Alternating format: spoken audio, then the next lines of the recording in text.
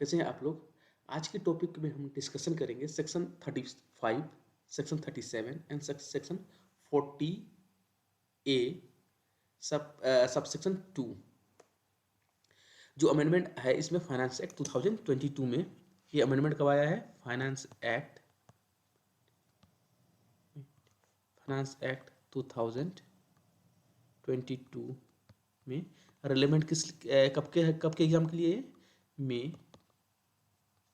और नवंबर 2023 के लिए ये अप्लीकेबल है ये अमेंडमेंट। सेक्शन 35 क्या बोलता है? जो सेक्शन 35 अपने आप में बड़ा है। मैं अभी डिस्कशन करूंगा कौन सा पार्ट कि जो अमेंडमेंट से रिलेटेड है।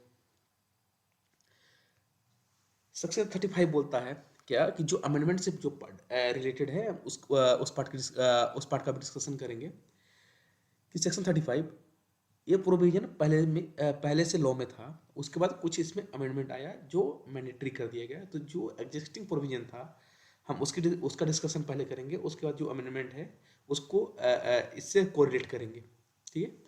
The deduction under section 35 not allowed to donor if association or institution fail to file statement of donation. यहाँ पर क्या बोलता है? 100% of contribution made by an SSC to the following association, universities, colleges, institutions, companies for the scientific research or social sciences and statistical research would be eligible for deduction under section 35 subsection 1। यहाँ पर कुछ notified, यहाँ पर क्या है कि अगर हम साइंटिफिक रिसर्च के लिए डोनेशन देते हैं किसको? एसोसिएशन को, यूनिवर्सिटीज को, कॉलेजेस को, इंस्टीट्यूशन को, कंपनीज को, तो वहाँ पर क्या होगा? वो उसको किसके लिए? साइंटिफिक रिसर्च के लिए, सोशल साइंस के लिए, स्टैटिस्टिकल रिसर्च के लिए वो क्या होगा? 100% डोनेशन क्या होता है? अलाउ होता है किसको? डोनर को। यहाँ पर नोटिफाइड अप्रूव्ड रिसर्च एसोसिएशन की बात करता है, अप्रूव्ड नोटिफाइड कंपनी की बात करता है, और नोटिफाइड अप्रूव्ड रिसर्च एसोसिएशन की बात, medical association, universities, college or other institution की बात करता है। यहाँ पर दूसरा कंडीशन ये तो क्लियर हो गया कि हम किसके लिए साइंटिफिक डोनेशन किसके लिए दे रहे हैं? साइंटिफिक रिसर्च के लिए, स्टैटिस्टिकल रिसर्च के लिए और सोशल साइंस रिसर्च के लिए। तो क्या होगा? 100% डिडक्शन अलाउ होता है। इसमें एक कंडीशन क्या है कि जो सेक्शन 35 सबसेक्शन 1A में बात करता है कि कुछ रिक्वायरमेंट है। जैसे हम लोग रिक्वायरमेंट क्या है, इस साधारण भाषा में बात करें, अगर अगर हमारा क्या होता है? टीडीएस डिडक्ट होता है अंडर किसी सेक्शन में। टीडीएस डिडक्ट कौन करता है? जो डिडक्टर करता है। किसका करता है? डिडक्टी का करता है। इसको सिंपल लैंग्वेज में समझते हैं हम। तो उसमें क्या होता है? जो डिडक्टर है वो क्या करेगा? टीडीएस डिडक्ट करने के बाद इसको कहाँ डिपॉजिट करवाएगा? गवर्नमेंट अकाउंट में डिपॉजिट करवाएगा। गवर्नमेंट अकाउंट में डिपॉजिट करेगा और हमारा पेन को उससे कोरिलेट करेगा, जो 26 ईयर्स में रिफ्लेक्ट होगा। उसको डिपॉजिट करने के बाद क्या करता है? डिडक्टर टीडीएस रिटर्न फाइल करता है। टीडीएस रिटर्न फाइल करने के बाद हमारा पेन नंबर वहाँ डल जाएगा और वो क्या होता है? 26 ईयर्स में शो होने लगता है। उसके बाद डिडक्टर क्या करता है? फॉर्म 16 या 16A इशू करता है किसको? डिडक्टी को। हमें मान लो कि हमारा टीडीएस डिडक्ट हुआ है, हमें क्या करेगा? फॉर्म 16 या 16A इशू करेगा। तब उसे क्या होगा? वो खर्चा क्लेम कर पाएगा। सिमिलरली इन्होंने क्या किया है? सिमिलरली प्रोविजन यहाँ पे क्या किया है? यहाँ पर सेक्शन 35 में डोनेशन के केस में डोनर जो है क्या करेगा? डोनेशन देगा। जो डोनेशन रिसीव करेगा, डोनेशन कौन रिसीव कर रहा है यहाँ पर? Association, university, college or other institution और इंडियन कंपनी। जो हमने बात करी सेक्शन 35 जो ऊपर हमने बात करी, उसमें क्या करेगा? डोनर से डोनेशन लेगा और प्रिस्क्राइब फॉर्मेट में क्या करेगा? अपना वो डोनेशन को प्रिस्क्राइब फॉर्मेट में इनकम टैक्स अथॉरिटी को रिटर्न फाइल करेगा। उसमें वो क्या कर सकता है? अमेंडमेंट भी कर सकता है, मॉडिफाई भी कर सकता है, उसको रिवाइज भी कर सकता है, जैसे टीडीएस रिटर्न में होता है। उसके बाद क्या करेगा? वो डोनर को सर्टिफिकेट इशू करेगा। उसके बाद ही वो डोनेशन का, उसके बाद ही डोनर क्या करेगा? उसको उसका क्लेम डिडक्शन क्लेम करेगा अंडर सेक्शन 35A में। कुल मिला के यहाँ पर क्या हो गया, यहाँ पर इनको गवर्न करना था इस प्रोविजन को लाके कि अगर पहले होता क्या था कि हमने आपको डोनेशन दिया, आपने मुझे रिसीट दी, और डोनेशन मतलब वो कोई गवर्नमेंट के रिकॉर्ड में नहीं था कि हमने किसको डोनेशन दिया है, मतलब किसको डोनेशन कौन ले रहा है, कौन दे रहा है, कोई डिटेक्शन नहीं, और आराम से बिना किसी रिपोर्टिंग के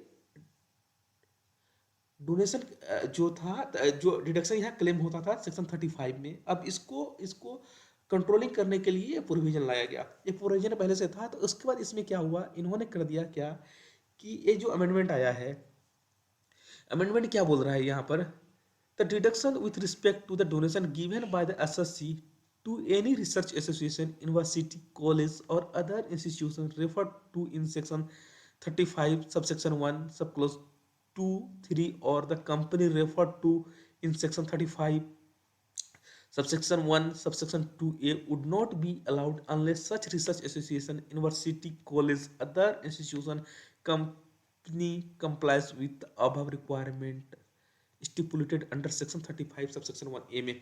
मतलब सबसेक्शन 1 में क्या बात करता है कि डोनर जो दिया है, किसको डोनेशन दिया है, रिसर्च एसोसिएशन को, यूनिवर्सिटी को, कॉलेज को और अदर इंस्टीट्यूशन कंपनी और कंपनीज को, वो क्या करेगा, उसको उसकी रिटर्न फाइल करेगा, उसका और सर्टिफिकेट इशू करेगा डोनर को। अब रिक्वायरमेंट क्या है 35(1)(a) में, हम इसकी बात करते हैं जो लॉ में पहले से था। प्रिपेयर यहाँ पर for this purpose section 35 subsection 1 require the research association, university, college or other institution or Indian company to prepare prescribed statement for prescribed period and deliver or cost to be delivered such statement to the prescribed income tax authority in, or the person authorized by such authority in such form verified in such manner setting forth such particular will and within such prescribe time. Statement क्या करेगा, file करेगा। Statement मैंने जैसे TDS की बात करेगी, यहाँ पर फाइल करेगा। सच एसोसिएशन, इंस्टीट्यूशन, यूनिवर्सिटी, कॉलेज और कंपनी में ऑल्सो डिलीवर प्रिस्क्राइब अथॉरिटी ए करेक्शन स्टेटमेंट, जैसे हम टीडीएस में करेक्शन करते हैं, यहाँ भी करेक्शन कर और delete update the information furnished in the statement delivered in the prescribe form and verified in prescribe manner. Furnish to the, क्या बोलता है कि furnish to the donor a certificate specifying the amount of donation in such manner containing the particulars and within such time from the date of receipt of sum as may be prescribe. मतलब कुल मिला के अब हमको अब किसके TDS से हम इसको कोरिलेट करेंगे। जो टीडीएस का सारा प्रोसीजर होता है, डिटेक्ट करते हैं, उसका स्टेटमेंट रिटर्न फाइल होता है, उसमें करेक्शन उसको रिवाइज करते हैं, और क्या करता है जो डिडक्टर है वो क्या करेगा, टीडीएस सर्टिफिकेट इशू करता है। सिमिलरली यहाँ पर अगर डोनेशन हमें क्लेम करना है किसका, सेक्शन 35A में हम दे रहे हैं किसी को साइंटिफिक रिसर्च के लिए, सोशल साइंसेस के लिए, स्टैटिस्टिकल रिसर्च के लिए, तो उसमें क्या होगा, जिस इंस्टीट्यूशन को या ऑर्गेनाइजेशन को, यूनिवर्सिटी, कॉलेजेस को या इंडियन कंपनीज को हम डोनेशन दे रहे हैं, वो कंपनीज क्या करेगी, उसमें वो रिटर्न फाइल करेगी। रिटर्न फाइल करने के बाद हो सकता है इसकी रिक्वायरमेंट हो अगर रिवाइज करने की, तो रिवाइज कर सकती है, और उसके बाद क्या करेगी, और एक सर्टिफिकेट इशू करेगी डोनर को। उसके बाद डोनर क्या कर सकता है, डिडक्शन क्लेम करेगा अंडर सेक्शन 35, डोनर क्लेम कर सकता है। अब ये तो हो गई यहाँ पर खत्म होगी। अब आते हैं हम सेक्शन 37 में। जैसे हमने स्टार्टिंग में डिस्कशन करा था, आज हम कौन सा सेक्शन डिस्कशन करेंगे, सेक्शन 35 में जो अमेंडमेंट है, सेक्शन 37 में जो अमेंडमेंट है, सेक्शन 40A सब सेक्शन 2 में जो अमेंडमेंट है, यहाँ पर हम इसको डिस्कशन करेंगे आज के क्लास में।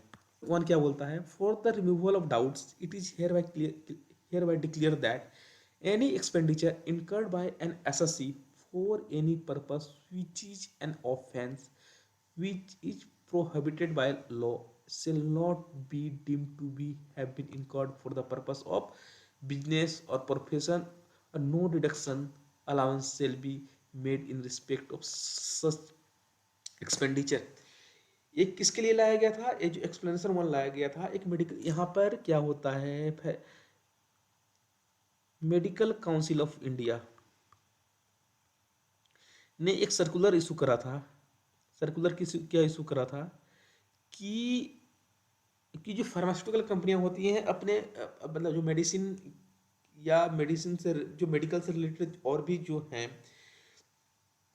मेडिकल से रिलेटेड जितने भी प्रोडक्ट हैं उसको क्या प्रमोट करने के लिए क्या करती हैं, वो जाती हैं डॉक्टर के पास, मतलब फार्मास्यूटिकल कंपनी किसके पास जाती हैं, डॉक्टर के पास जाती हैं, बोलती है कि डॉक्टर को कि आप हमारी कंपनी का दवाई लिखिए, पेशेंट को मेडिसिन लिखिए, और उसके बदले में वो क्या देती है डॉक्टर को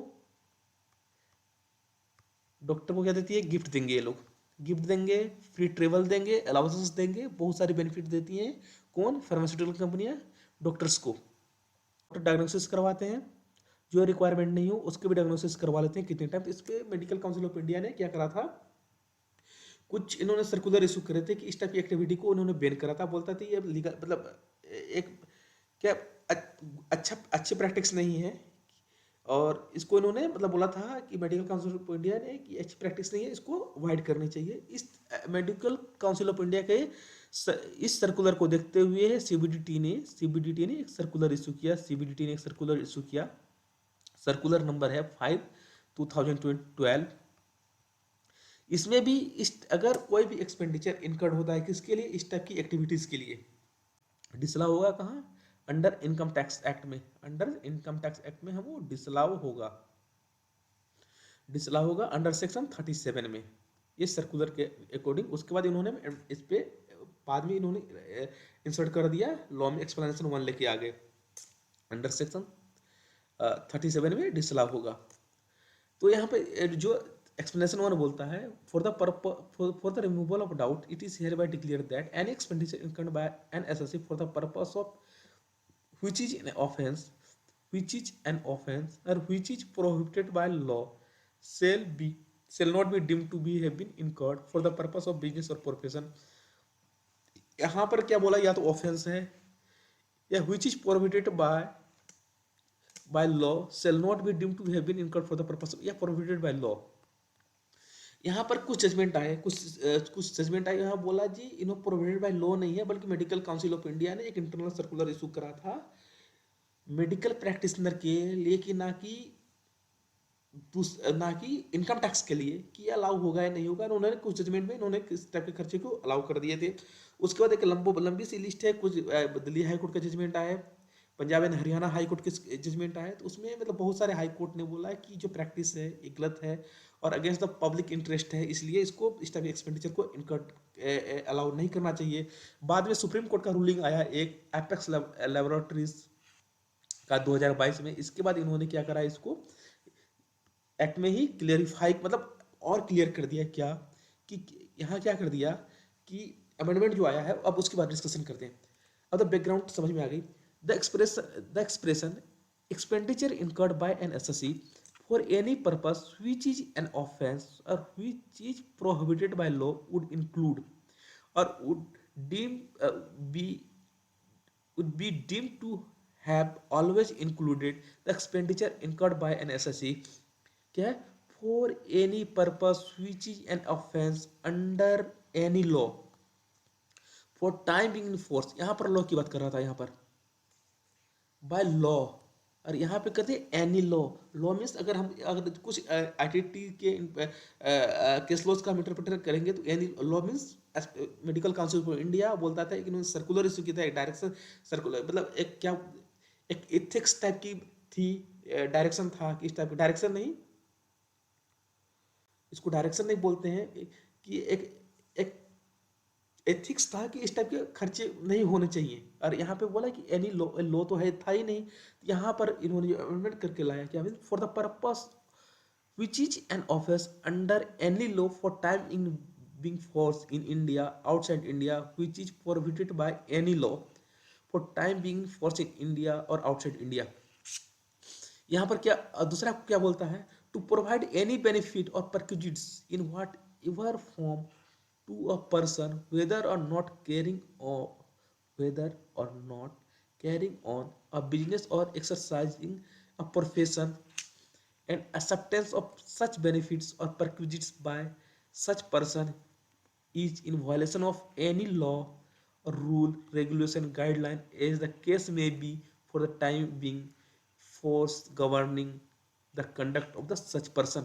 अब यहाँ ने क्या कर दिया, यहाँ पर क्लियरली कर दिया any law, rule, regulation, guideline, जैसे मेडिकल काउंसिल ऑफ इंडिया की बात कर रहे थे, ये गाइडलाइन थी यहाँ पर, इज द केस में be for the time being in force और governing the conduct of the such person. अब यहाँ पर क्या हुआ कि अगर क्या फार्मास्यूटिकल कंपनियां क्या करती हैं, परक्विजिट्स देती हैं, ट्रेवल अलाउंसेस दे देंगे, बहुत सारे गिफ्ट दे देंगे और बेनिफिट्स दे देते हैं डॉक्टर को या मेडिकल से जुड़े और प्रोफेशन को कि हमारे प्रोडक्ट को आप बढ़ाइए और हमारे प्रोडक्ट को प्रमोट करिए और उसके बदले में आप लीजिए। अब क्या हो गया, ये क्लियरली इन्होंने एक्ट में मेंशन कर दिया कि इस टाइप के खर्चे अलाउ नहीं होंगे। अब आगे क्या करते थे, कुछ कंपनियां जो है क्या करती थी कि कुछ अपने, और ये जो है इस टाइप के लॉ क्या है इंडिया और आउटसाइड इंडिया में भी अप्लीकेबल है। जो इंडिया में तो है ये, अगर आउटसाइड इंडिया में इस टाइप की एक्टिविटी अगर बैन है एनी लॉ, तो अभी इंडिया में अलाउ नहीं होगा। कुछ कंपनियां क्या करती थी, कुछ एसएससी क्या करती थी, कुछ कुछ ऑफेंस को क्या करवाया उन्होंने आउटसाइड इंडिया कंपाउंडिंग। कंपाउंड क्या होता है कि जब कंपाउंड क्या करवाया आउटसाइड इंडिया और उसको क्या कर दिया, खर्चे क्लेम कर लिए यहाँ पर। तो यहाँ पर बोल दिया कि अगर इस टाइप के कोई खर्च कंपाउंडिंग एक्सपेंसेस जो इंडिया के बाहर, जो आउटसाइड इंडिया में करवा रहे हो किसी किसी लॉ में, वो अलाउ नहीं होगा।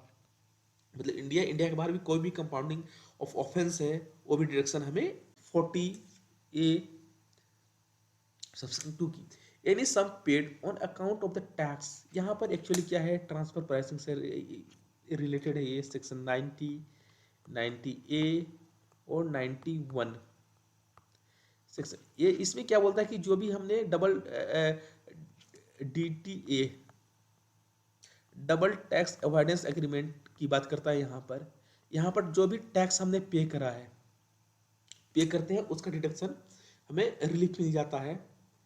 तो रिलीफ मिल जाता है, बट यहाँ पर जो हमने टैक्स पे करा है या डिडक्शन हमें जो मिला है वो हमें अलाउ नहीं होगा, अलाउ नहीं होगा under the income tax act में as a deduction, as a expenditure.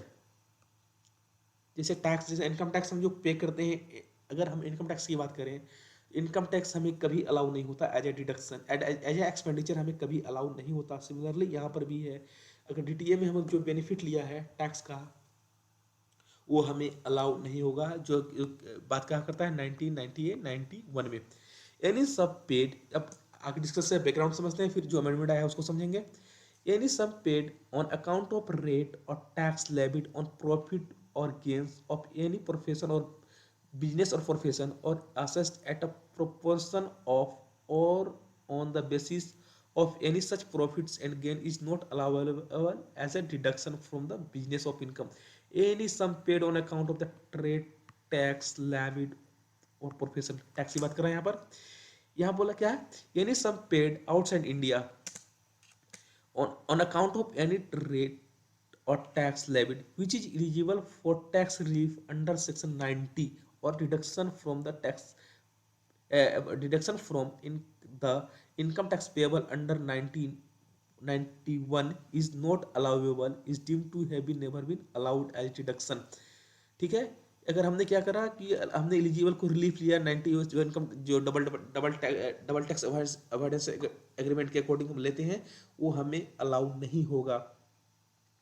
However the tax will continue to eligible for इसका हम क्रेडिट ले सकते हैं, जो हमने पेमेंट करा है उसका क्रेडिट लेंगे, ना कि उसका हम डिडक्शन ले सकते हैं।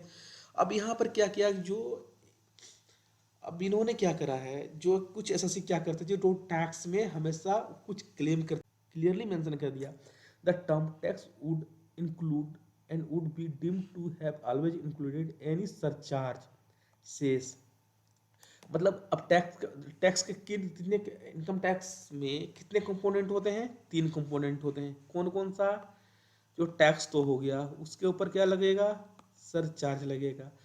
इन दोनों को ऐड करने के बाद जो आएगा उस पर क्या लगेगा, एजुकेशन सेस लगेगा।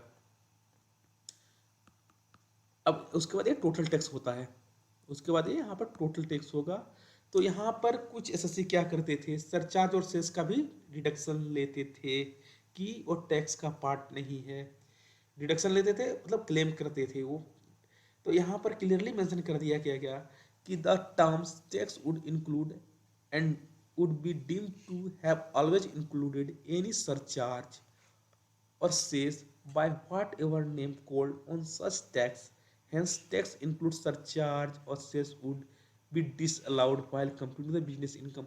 अब हम क्या करेंगे, अगर किसी कितने एसएससी ने क्या करा, सरचार्ज को भी या सेस को क्लेम करते थे as a deduction under section 91 में, जो उनका रिलीफ मिलता था 90, जो रिलीफ इनको कहाँ मिलता था 1990 ए और 91 में जो इनको रिलीफ मिलता टैक्स का, वहाँ पर सरचार्ज का भी यहाँ पर इनको बेनिफिट मिल जाता था, रिलीफ मिल जाता था। यहाँ पर टैक्स की बात करी थी तो सरचार्ज और सेस की बात नहीं करती, जो डीम्ड होता है कि किसका पार्ट होता है, सरचार्ज और सेस किसका पार्ट होता है, टैक्स का पार्ट होता है। बट इन्होंने टैक्स की बात करी थी, इसलिए डिडक्शन क्लेम कर रहे थे, कुछ जजमेंट था, कुछ अथॉरिटीज की हाई आईटीटी की कि ये अलाउ करा था, उसको हटाने के लिए उन्होंने क्या कर दिया, सरचार्ज और सेस को क्लियरली मेंशन कर दिया कि ये पार्ट ऑफ द टैक्स होगा, ये अलाउ नहीं होगा। आई होप आप लोग को वीडियो पसंद आया होगा, अगर पसंद आए तो चैनल को सब्सक्राइब करें, वीडियो को लाइक करें, शेयर करें। Thank you.